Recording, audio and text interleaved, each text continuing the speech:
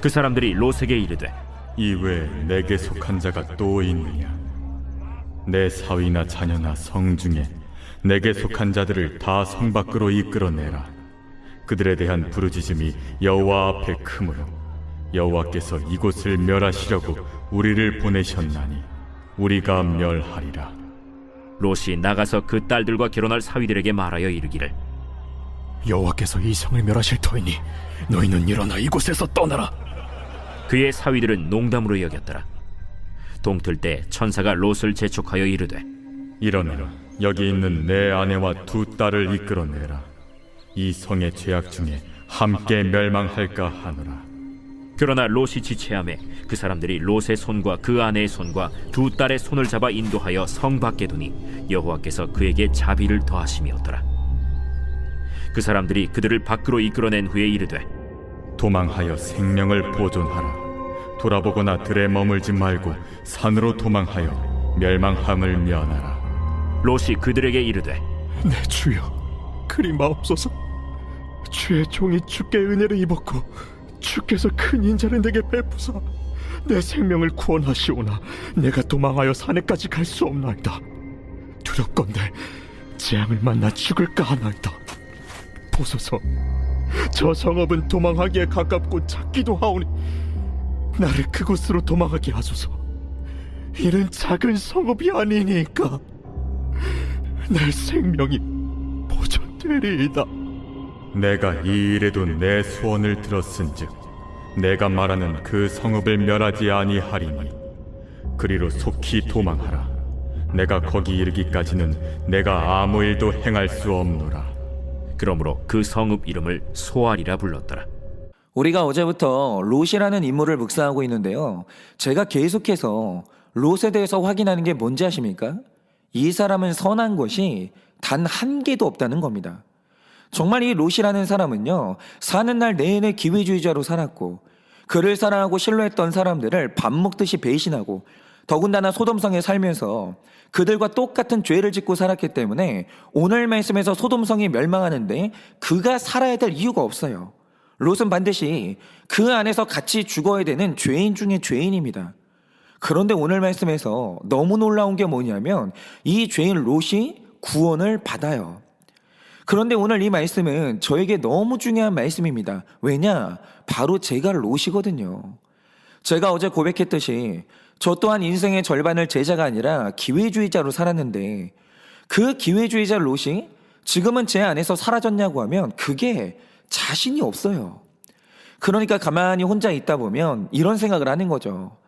내가 지금은 목회자로 잘 사는 것 같은데 만약 나의 삶에 훨씬 더 좋아 보이는 제안이 온다면, 그리고 혹은 내가 부르짖는 구속사적 가치관의 대세가 꺾이고 더 좋아 보이고 더 쉬워 보이는 목회의 방법론이 보인다면 나는 과연 지금 지키고 있는 이 대의를 간직할 수 있을까? 나는 배신하지 않을까? 이런 생각을 혼자 해보거든요. 그런데 이럴 때마다 드는 생각이 뭐냐면 정확히 아니라고 부인할 수가 없는 거예요. 제가 롯보다 더 악한 죄인이고 너무나 이기적인 사람이기 때문에 내가 어디까지 이타적으로 살고 어디까지 내 야망을 포기할 수 있는지 정말 제가 저 자신을 모르겠어요. 저는 제가 무섭습니다. 그런데 이런 제가 오늘 말씀을 묵상하는데 혼자서 얼마나 은혜를 받았는지 모릅니다. 왜냐하면 뼛속까지 악한 기회주의자 롯이 바로 제가 오늘 구원을 받는 거예요. 그가 그 음란한 성 소돔에서 나오게 되고 내려놓기 아까운 것들과 결별해서 하나님이 주시는 구원 안으로 들어오는 겁니다. 그러니까 이 말씀이 저 같은 사람한테는 얼마나 큰 소망인지 몰라요. 그래서 어제는 유독 감사한 가운데서 이 말씀을 묵상하는데 가만히 말씀을 묵상하다 보니까 너무 강하게 제 눈길을 끄는 이 표현이 하나 있는 겁니다. 그게 뭐였냐면 지금 이 말씀이 기록된 시점은 소돔성의 멸망이 정말 몇 시간 안 남은 긴박한 시점이거든요. 카운트다운이 시작됐습니다. 그래서 지금 천사들이 정말 급하게 구원받을 자들을 찾고 있는데 12절을 보시면 구원받아야 될 택자를 뭐라고 표현합니까? 너에게 속한 자가 누구냐? 이렇게 물어보는 거예요. 그런데 이 표현이요, 정말 제 마음에 깊이 들어오는 겁니다. 왜냐하면 요한복음 17장 24절을 보면 예수님이 하나님께 감사의 기도를 드리는데 뭐에 대해서 감사하냐면요, 이 악한 세상에서 구원받는 자들이 있다는 사실을 너무 감사하시는 거예요. 그러니까 여러분, 예수님이 이 땅에 오셔서 그 고생을 하시고 십자가를 지셨는데 굳이 예수님이 십자가의 수고를 감당한 이유가 뭐겠습니까? 애초에 구원받을 자가 이 땅에 없었으면 십자가의 수고는 성립할 수가 없는데 구원받을 자가 있으니까 그 수고가 이루어진 거예요. 여러분, 무능한 인간의 수고 중에는 헛수고가 있거든요. 수고했는데 열매가 없을 때가 있어요. 그러나 하나님의 수고 안에는 헛수고가 없어요. 반드시 그분의 수고는 열매가 있습니다. 구원받을 자가 있다는 거죠. 그런데 예수님이 십자가를 앞두고 하신 기도가 뭐냐? 이 십자가를 통해서 구원받을 자들이 분명히 있으니 그게 너무 감사하신 거예요. 그런데 이 말씀에서 주목할 것이 뭐냐? 예수님이 구원받을 자들에 대해서 특별한 표현을 하시는데 바로 그 표현이 내게 주신 자 이거예요. 그런데 바로 이 표현이 정확히 오늘 말씀에서 나오는 바 내게 속한 자와 똑같은 뜻이 되는 겁니다. 그러니까 우리의 구원이라는 것은 내가 서 있는 위치가 정말 중요한데요. 우리가 자주 언급하는 것처럼 이스라엘 백성이 출애굽할 당시에 10번째 재앙으로 애굽의 모든 장자가 죽는 재앙이 임하거든요. 그런데 이 재앙에서 사는 유일한 방법이 뭐였습니까? 살고자 하는 자는 어린 양의 피를 그 집의 문 기둥, 다시 말해 그 집의 문설주에 바르라는 거예요. 그런데 여기서 어린 양의 피 못지않게 중요한 게 뭡니까? 아무리 어린 양의 피를 그 집 문에 발랐어도 내가 그 집 안으로 들어가 있지 않으면 발라진 피는 효력이 없는 거예요. 그러니까 내가 오늘도 하나님의 말씀 안에 있냐 밖에 있냐는 이 위치는 굉장히 중요한 거예요. 마찬가지로 구원받은 택자라는 것은 신분의 의미도 있지만 그가 서 있는 위치를 말하기도 하는데 택자의 위치가 뭡니까? 그리스도 밖에 있는 자가 아니라 그리스도 안에 있는 자, 다시 말해 예수님께 속한 자가 바로 택자예요. 그러니 오늘 말씀에서 중요한 게 뭐냐면 우리가 구원받기 위해서는 예수님 안에 속해 있어야 되는데 내가 예수님 안에 속해 있는 사람인지 밖에 있는 사람인지 이걸 어떻게 알 수 있냐 이거죠. 그래서 오늘 말씀에 기록된 롯을 보고 있으면 하나님 안에 속한 자는 어떤 사람인지 그것을 알 수가 있는 겁니다. 그래서 오늘은 이것을 좀 두 가지로 보려고 하는데요.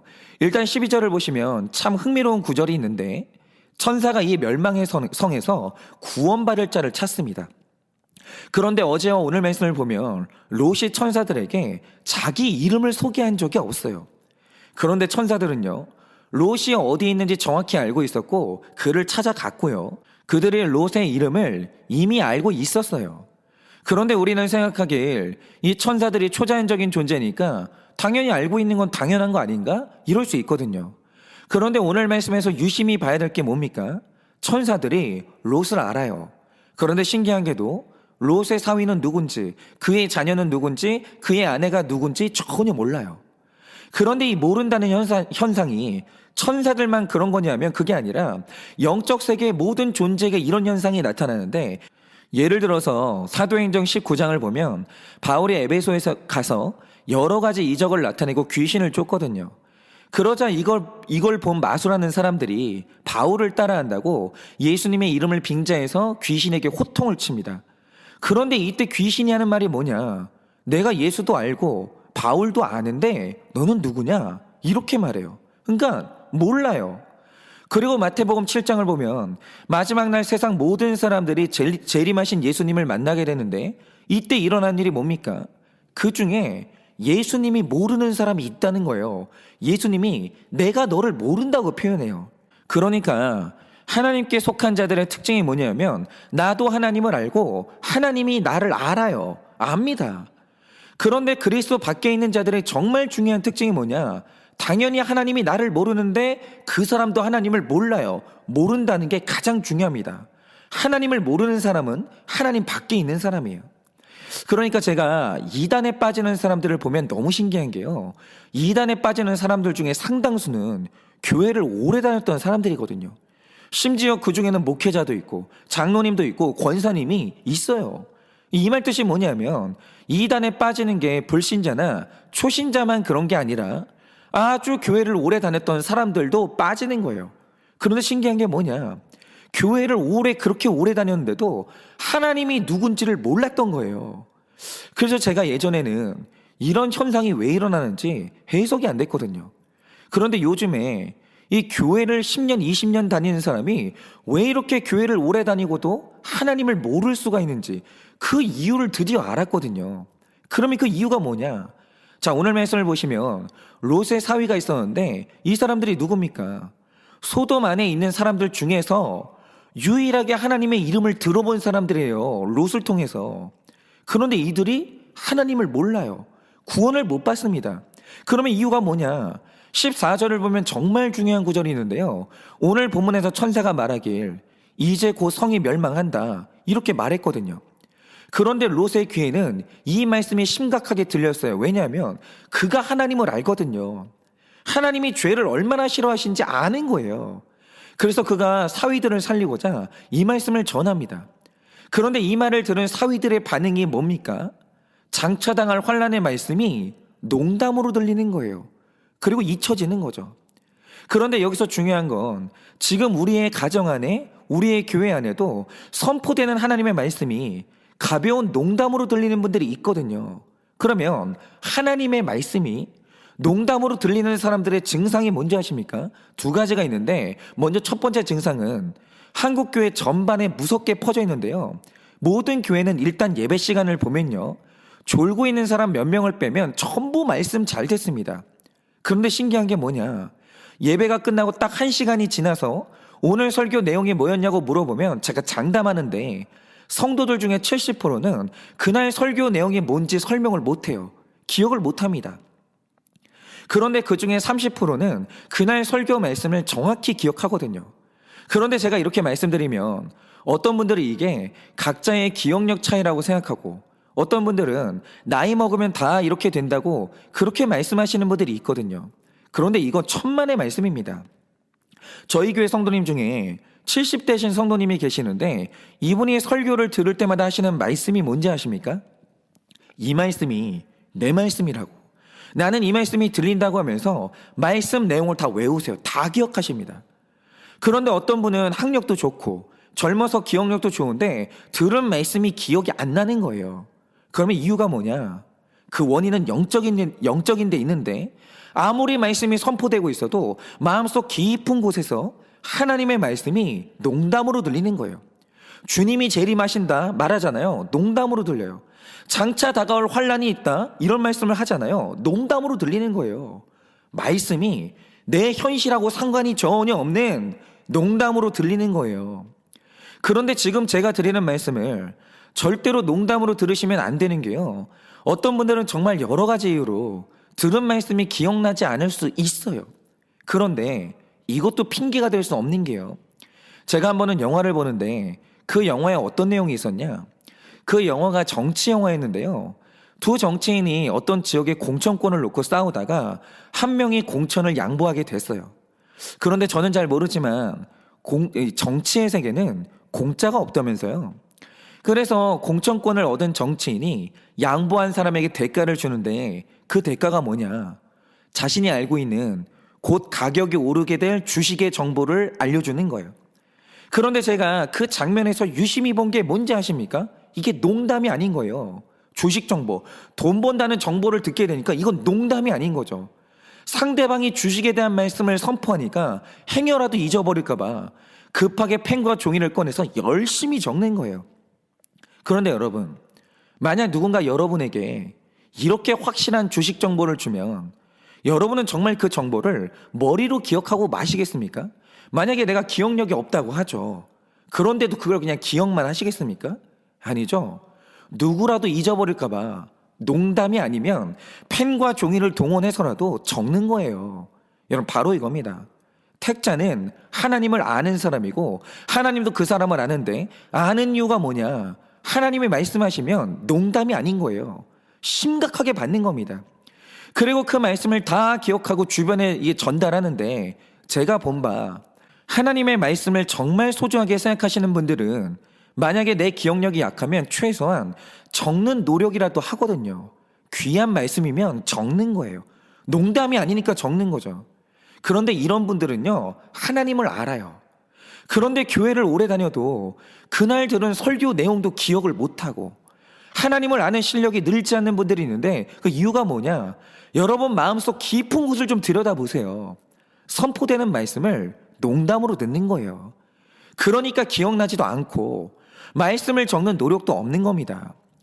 그래서 제가 고민 끝에 지금 한 게 뭐냐면 제가 얼마 전에 큐티노트를 제작해서 주일에 저희 성도님들한테 나눠드릴 예정이거든요. 이게 진짜 많은 비용을 들여서 되게 예쁘게 제작을 했습니다. 그런데 제가 이 큐티책과 함께 우리 성도님들한테 큐티노트를 같이 드린 이유가 뭐냐면 우리는 기억력이 약하기 때문에 적어야 돼요.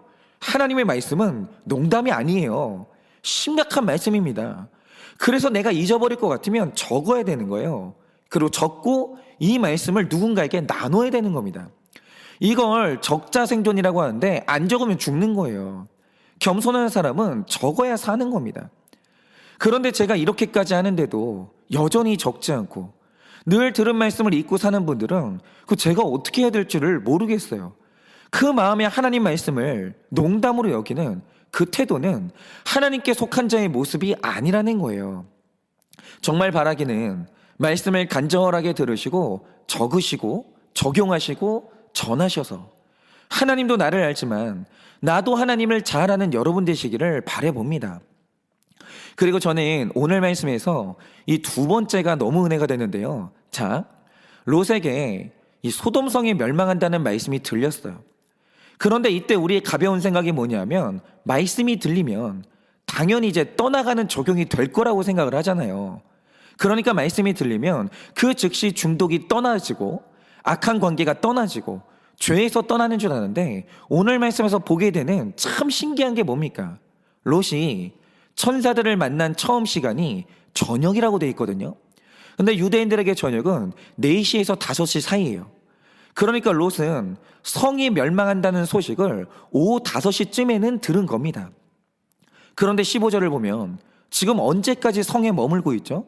동틀 때쯤. 다시 말해 새벽 4시에서 5시까지도 그 성을 떠나지 못하고 있는 거예요.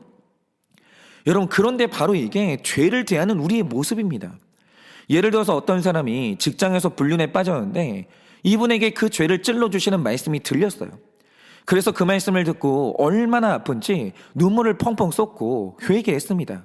그런데 여러분, 이 죄의 문제가 어려운 게 뭐냐면요, 분명히 예배 시간에 은혜 받고 회개를 했어요.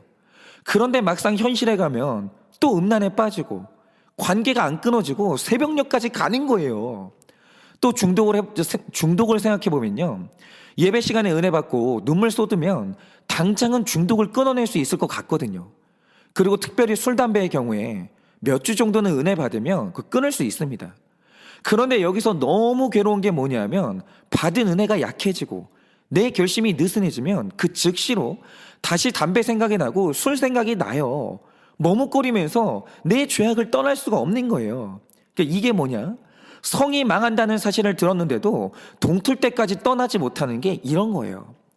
그래서 사실 롯은요, 그냥 놔뒀으면 말씀을 듣고도 거기서 떠나지 못해서 죽었을 겁니다. 그런데 롯이 떠나지 못하자 천사들이 어떻게 합니까? 16절을 보면 롯이 지체하니 천사가 그들의 손을 잡아서 성 밖으로 끌고 가는 거예요. 여러분, 구원은 바로 이게 중요한데요. 하나님은 자신에게 속한 자를 반드시 구원하시거든요. 그런데 구원하시는 방법이 뭐냐? 우리가 스스로는 죄의 자리를 떠날 수 없기 때문에 그가 우리 손을 붙들고 끌고 가시는 거예요. 그리고 종교개혁자들은 이런 구원의 양상을 보고 이것이 바로 성도의 견인이라고 부른 거예요. 여러분, 우리가 구원받는 것은요, 내가 결단하고 내가 달려가는 게 아니고요, 혼자 걸을 수도 없는 나의 구원의 길을 하나님이 그 손을 잡아주시고 구원의 날까지 끌어당기시는 거예요. 그래서 우리의 구원은 안전한 겁니다.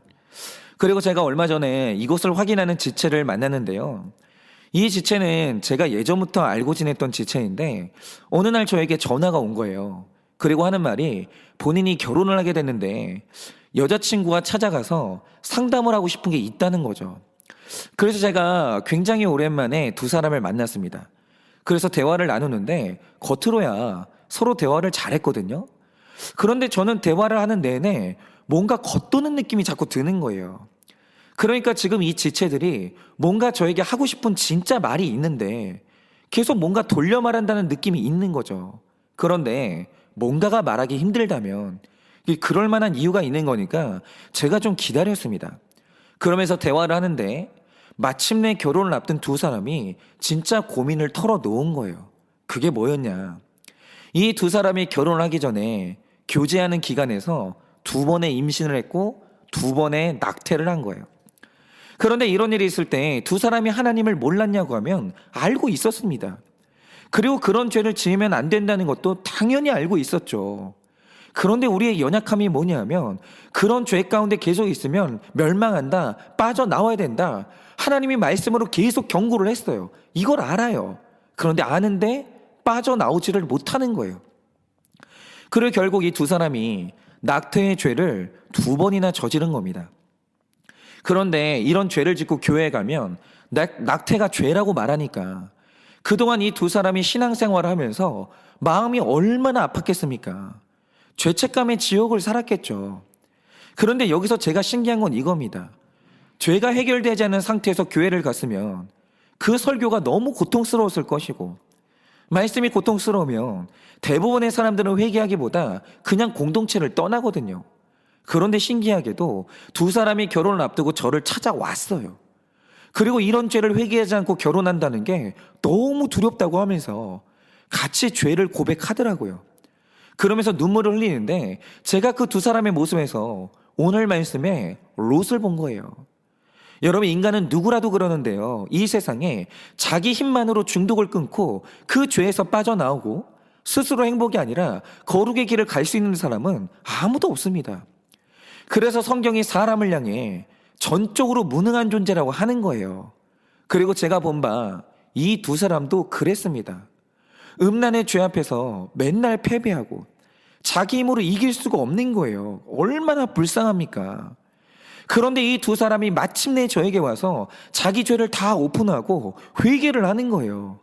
그런데 이렇게 된 이유가 뭐냐? 바로 이게 하나님이 그들의 손을 끌고 여기까지 오시는 사건인 거예요. 그러니까 오늘 말씀에 나타나는 바 하나님께 속한 자의 뚜렷한 특징이 뭐냐? 그들의 삶에는 하나님의 끌어주시는 은혜가 작동을 하고 택자들은 하나님께 끌려가는 인생을 산다라는 거예요. 그러니까 저도 그랬는데요. 저는 누구 못지않게 야망이 뜨거운 사람이고 수치심이 강한 사람이라 제가 이익을 포기하고 이타적으로 산다?